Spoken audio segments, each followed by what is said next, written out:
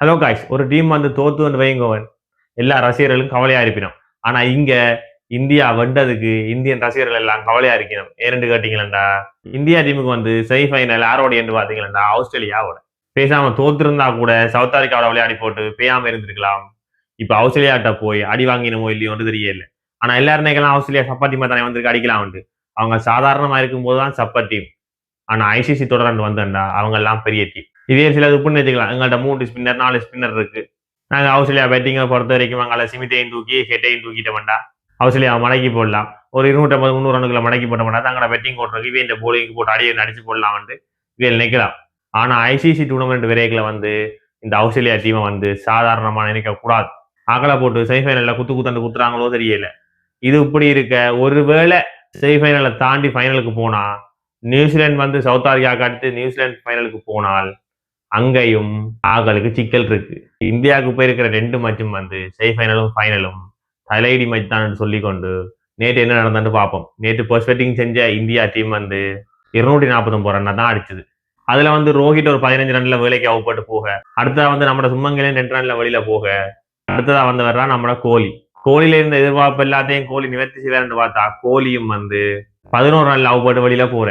இருந்தாலும் சுரேஷ் ஐயரும் நம்ம அக்ஷார் பட்டேலும் சேர்ந்த ஒரு நல்ல ஒரு பார்ட்னர்ஷிப்பா போடினா. அதுல வந்து சுரேஷ் ஐயர் வந்து 79 ரன்னையும் அக்ஷார் பட்டேல் ஒரு 42 ரன்னையும் கடைசி நேரத்துல வந்து ஒரு ஹிட்டிங் கொண்டு கொடுக்குறாரு நம்மள ஹார்திக் பாண்டியா.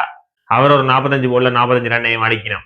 ஆனா இந்த ராகுல் இருக்கிற இடையில இறங்கின ராகுல் 29 போல்ல 23 ரன்ல அவுட் பண்றாரு. ஆனா ராகுல கொஞ்சம் முன்னுக்குறைக்கு பார்க்கலாம். ஆனா லெஃப்ட் ஹேண்டர் பேட்ஸ்மேன் இல்லாதபடியா ஒரு லெஃப்ட் ஹேண்டர் பேட்ஸ்மேன் இறக்கம் பண்றாங்க. அக்ஷார் பட்டேல் இறக்குறாங்க போல இருக்கு. ஒன்றும் செய்யலாது. டீமின் நிறைய உணர்ந்து தான் விளையாடணும்னு சொல்லிக்கொண்டு அங்கால போலிங் பாத்தீங்களா, ஹென்றி வந்து 8 ஓவர் 42 ரனுக்கு 5 விக்கெட் எடுத்துக்காரு. உண்மையிலேயே வந்து நியூசிலாந்து ஃபாஸ்ட் போலிங் இருக்காங்கல்லோ, எல்லாரையும் பார்த்தாலும் இந்தியா டீமுக்கு ஒரு பெரிய பயம். அதுவும் செமிஃபைனல் ஃபைனல் இந்த ஐசிசி டூர்னமெண்ட்களுக்கு வந்தாலே ஆட்களுக்கு சரியான பயமா இருக்கும்னு சொல்லிக்கொண்டு 250 ரன் ராக்கெட் கிளம்புறாங்க நியூசிலாந்து டீம் வந்து வேலைக்கே தங்களோட முதல் 2 விக்கெட்டையும் விளந்துட்டுது. அதுலயும் முக்கியமா ரவீந்திரா வந்து 6 ரன்ல கார்த்திக் பாண்டியனை வந்து கவுப்பட்டு வெளியில போட்டார். அங்கால வில்ஜங்கும் வந்து 22 ரன்னுக்கு அவுப்பட்டு வெளியில போட்டார். இருந்தாலும் வில்லியம்சன் வந்து 81 ரன் அடிச்சு கடைசி வரைக்கும் போராடினார். இருந்தாலும் அவர்கிட்ட போராட்டமும் நியூசிலாந்து அன்னைக்கு கை கொடுக்கிறேன்னு சொல்லிக்கொண்டு அடுத்ததா மிச்சல் வந்து ஒரு ஃபைனல் ரன்ல அவுட் போயிட்டார். அவர் வந்து கனநேரமா நின்று விளையாடி அடிக்கலாம திணறி அவுட் போட்டுட்டார். அங்கால கடைசியா ஷேர்னர் மட்டும் 28 ரன் அடிச்சார். அதோட நியூசிலாந்து 205 ரன்னுக்கு ஆல் அவுட் ஆயிடுச்சு.